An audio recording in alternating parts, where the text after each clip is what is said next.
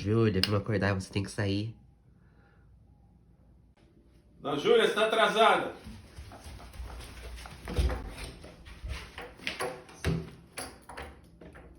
Esqueci o tênis.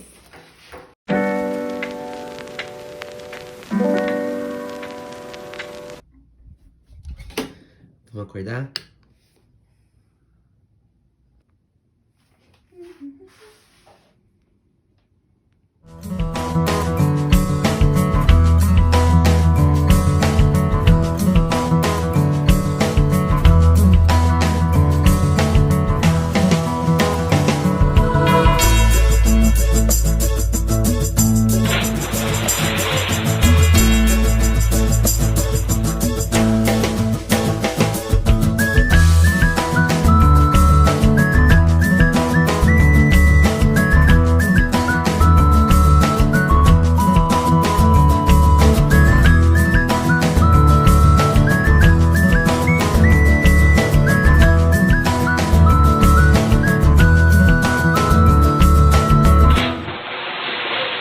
这一次，我真。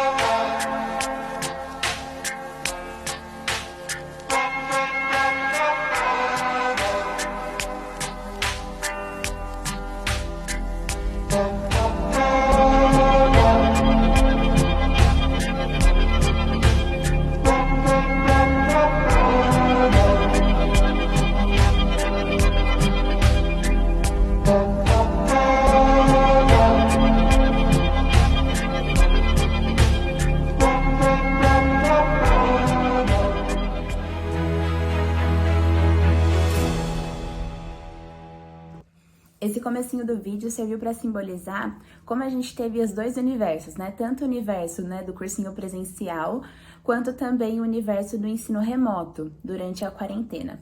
E pensando nisso, a gente decidiu gravar esse vídeo com dicas, né, dos aprovados na Medicina USP Bauru, lembrando que todas essas dicas são perspectivas individuais. Então, se tiver algo que você não goste, não queira seguir, fique totalmente à vontade, porque o processo de aprendizagem, ele é único. Então, tem coisas que servem pra mim que não servem pra outra pessoa, beleza?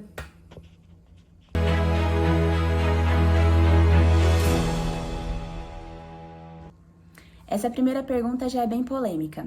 Eu sempre fui a estudante, né, a vestibulanda que adorava seguir esses perfis de dicas de vestibular, pessoas que já estavam na medicina, que faziam aqueles textos motivacionais também. Então, assim, eu gosto, né? Então tem que ver se você realmente curte esse tipo de conteúdo ou não. Se você gostar e você gostar de seguir, é importante você fazer uma análise crítica sobre o perfil. Então, quem é realmente essa pessoa? Será que ela começa a vender conteúdos e fórmulas mágicas de estudo? Do tipo assim, aprenda matemática em um mês. Chegue na redação 1000 com essa redação, sabe aquela redação muito travada? Então, assim, tomar cuidado com alguns conteúdos que são vendidos e comercializados prometendo muito, entende? Porque afinal, passar em medicina é um processo que a cada dia você vai subir uma escadinha. Então não tem como você realmente comprar algo, acreditar nisso e achar que em um mês de estudo você vai conseguir, enfim, alavancar a sua nota absurdamente, tá? Então técnicas de estudo são coisas pesquisadas, cientificamente comprovadas, tem relação com a neurociência, então tenta ver a procedência daquele conteúdo. Se ela tá te dando uma dica de estudo, será que existe essa dica de estudo mesmo? Será que alguém pesquisou sobre isso? Então sempre tenta buscar, evitar fake news, né, nesse momento tão importante de preparação, para que você não fique sujeito a fórmulas e mentiras durante esse processo de preparação.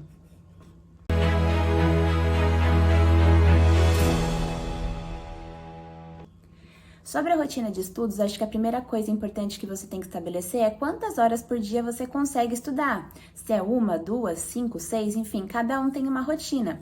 Depois disso, você vê quais horários que eu não posso fazer, que eu não posso estudar, entendeu? Então, tipo assim, das 14 às 15 horas da segunda-feira eu tenho um compromisso, das 16 às 17 da sexta-feira eu tenho outro. Então, coloque todos os seus compromissos num planner, né? Pode ser o Google Calendar ou você pode usar até um papel mesmo, enfim, o que você preferir. Depois disso, você vê quantos ciclos de estudo você vai realizar. Então, por exemplo, ciclos de estudo é o tempo que você vai se dedicar a determinada matéria. Eu gostava de fazer 45 minutos. Então, eu fazia 5 ciclos de estudo de biologia, 5 ciclos de estudo de matemática e ia distribuindo ao longo da semana, cerca de 45 minutos cada ciclo, tá bom? Para você não ficar muito cansado. Então, eu não acho que vale a pena, pelo menos na minha concepção, você fazer o dia inteiro de matemática, sabe? Vai ficar muito cansativo. Então, tenta revezar uma matemática, uma história, uma geografia, uma química. E vai fazendo esses ciclos de estudo com algumas pequenas pausas de 5 a 10 minutos para que também não fique maçante seu estudo.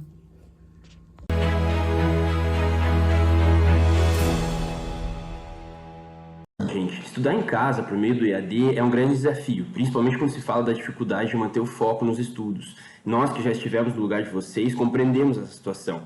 Por isso, a primeira dica que eu queria dar para vocês que estão tendo que estudar para o vestibular de forma remota por conta da pandemia é que durante o tempo que vocês estiverem reservado para os estudos, tentem ficar longe do celular. Sempre lembrando que, claro, cada um tem seu próprio jeito de estudar, mas evitar distrações é importante para conseguir manter o foco na hora de estudar, e o celular é provavelmente a maior das distrações que a gente tem atualmente. Então, manter distância dele nos momentos de estudo pode ajudar a aumentar o foco e, consequentemente, melhorar o aprendizado da matéria. Além disso, também é importante definir momentos de intervalo e descanso durante o dia, entre os estudos. Isso é importante porque, geralmente, depois de passarmos muito tempo concentrados no mesmo assunto, a gente começa a ficar cansado e o nosso foco diminui, e o aprendizado deixa de ser tão efetivo. Isso é bem comum, por sinal. A gente tem a tendência de achar que quanto mais tempo ficarmos debruçados sobre os livros e apostilas, mais vamos aprender e melhor será o nosso desempenho. Mas na realidade não é bem assim. Se ficarmos tempo demais sem descanso, ficamos cansados e absorvemos muito pouco do que estamos estudando, lendo ou fazendo. E aí, apesar de ficarmos muito tempo estudando, esse estudo acaba sendo pouco efetivo.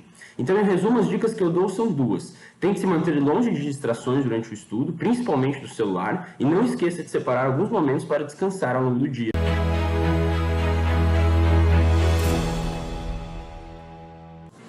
Gente, uma outra dúvida que aparece em meus estudos para o vestibular é a questão de como fazer para conciliar os estudos com as atividades de lazer e quanto tempo devemos dedicar para o lazer. Então, partindo disso, a primeira coisa que eu gostaria de dizer é que o lazer é algo importantíssimo para a aprovação do vestibular. Eu digo isso porque as atividades de lazer, sejam elas com a família, com os amigos ou até mesmo sozinhos, fazendo algo de que gostamos, são essenciais para a manutenção da nossa saúde mental. E sobretudo nesse contexto de pandemia, em que nossa saúde mental já foi tão abalada por conta de tudo que temos vivenciado, manter nossa mente saudável é muito importante para conseguirmos garantir o foco em nossos objetivos. Por isso, a minha sugestão é que vocês se planejem para conseguirem ter momentos de lazer durante a semana e também aos fins de semana, durante os quais vocês façam coisas que gostem, com as pessoas que vocês gostam e se desliguem completamente do cursinho, dos estudos e do vestibular. Isso vai ajudar vocês a manterem um equilíbrio mental e dessa forma atingirem um melhor desempenho nas provas.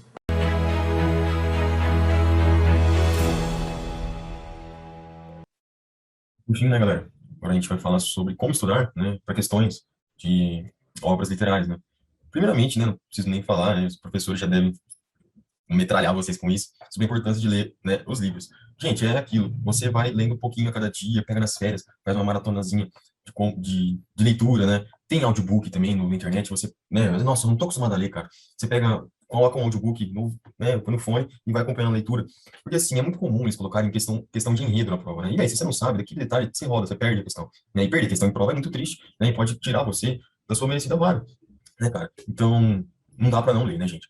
Segunda coisa, né? Pegar firme com os professores, né? Os professores que estudam, né, essas obras, porque sempre tem algum nuance, assim, que cai em primeira, tá caindo na primeira fase, nuancezinho assim, por que fulanozinho fazia assim, fazia assado? A leitura primeira, terceira pessoa, por que isso influencia, né? Isso é muito importante, e só o professor vai ter essa percepção, né? Se você não tem um professor, na internet tem muita coisa. A própria USP disponibiliza análise, né? Ela pega professores de letras dela e joga isso no YouTube, tem aula deles. Então, assim, gente, duas coisas. Leia os livros e acompanha, né, com o professor, né, especialista na área, sobre os nuances dos livros. Tá joia?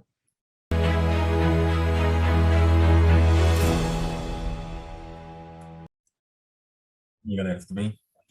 Eu quero frisar nesse vídeo, né, a importância da revisão para vocês, tá?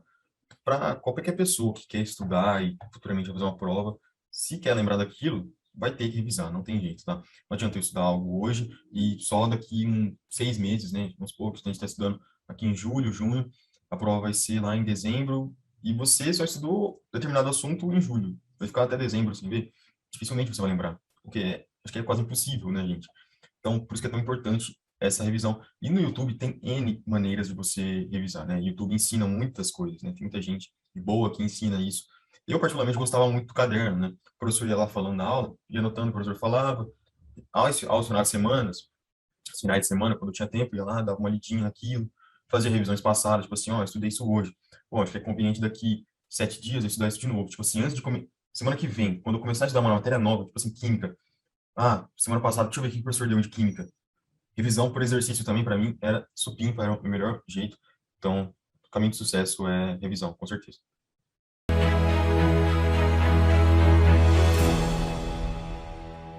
Ter matéria atrasada é extremamente comum. Inclusive, eu terminei o meu ano de cursinho com tarefas que eu ainda não tinha feito. Por isso, tente não cobrar tanto de si mesmo, até porque a rotina de estudos exigida pela maioria dos cursinhos e pelo ensino médio é muito puxada e dificilmente a gente consegue dar conta de tudo. Acredite que procurar priorizar os conteúdos que você tem mais dificuldade ou que são cobrados com mais frequência nos vestibulares que você planeja prestar e estudar de uma forma que seja mais eficaz para o seu aprendizado pode ajudar a diminuir a quantidade de tarefas atrasadas sem afetar tanto no seu desempenho. Por exemplo, eu fui percebendo que no meu caso, eu consegui aprender muito mais fazendo exercícios do que resumos. Também percebi que física e interpretação de texto eram as matérias que eu tinha maior dificuldade, mas que eu conseguia estudar matemática e biologia com facilidade. Então eu procurei balancear isso, e quando tinha muitas tarefas atrasadas, eu escolhia fazer menos exercícios das matérias que eu tinha mais facilidade. Acho que o essencial é manter um ritmo constante de estudos, que combine com o seu estilo, e lembrar que a gente não é máquina, por isso é muito normal acumular tarefa atrasada. Só fique atento para não deixar isso se transformar numa bola de neve gigante, até porque isso pode afetar no seu aprendizado.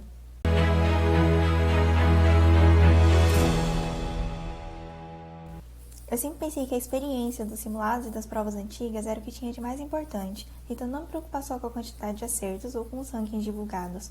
Os simulados são muito bons para treinar porque a gente pode testar conhecimentos com questões novas e que geralmente são elaboradas no estilo mais próximo do vestibular.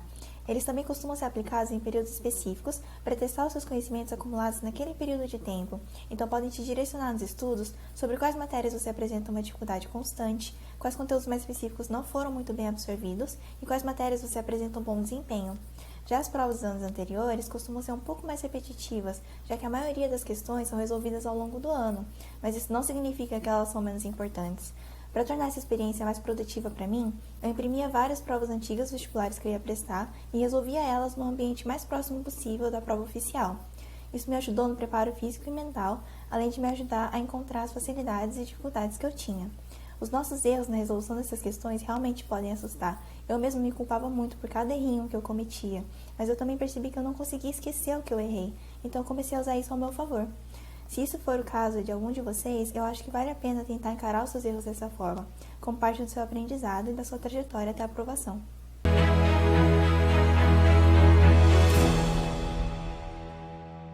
Quando a gente está nessa fase de se preparar para o vestibular, às vezes acontece da gente se comparar com os nossos amigos ou colegas de sala com relação à nota, ou tempo de cursinho ou alguma coisa do tipo. Só que essa comparação traz muita ansiedade, diminui a nossa autoestima, faz com que a gente confie menos no nosso potencial e pode até fazer com que a gente tenha menos ânimo para continuar estudando. Então é muito importante que você lembre que você não precisa ser a pessoa com as melhores notas, com o melhor desempenho ou que passa mais horas estudando para ser aprovado onde você quiser. Eu, por exemplo, nunca fui a pessoa que ia melhor no ranking de simulado ou algo do tipo. Então é muito melhor que você se compare com você mesmo e preste atenção nas suas conquistas para que elas te tragam ânimo para continuar estudando. Então, quando você vai bem no simulado, acerta mais questões ou entende melhor uma matéria que antes você tinha dificuldade, usa isso para te dar mais ânimo para seguir no caminho do seu sonho.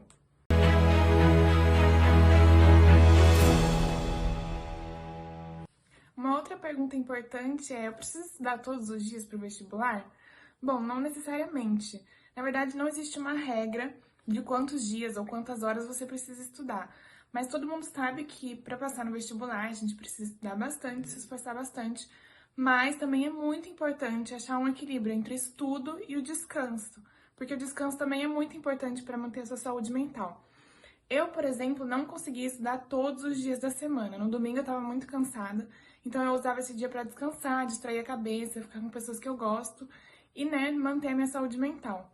Então, o que eu sugiro para você é tentar entender quais são os seus limites, quantos dias você consegue estudar e quantos dias você precisa para chegar no final do ano, na data dos vestibulares, descansado na medida do possível e tranquilo para fazer as provas.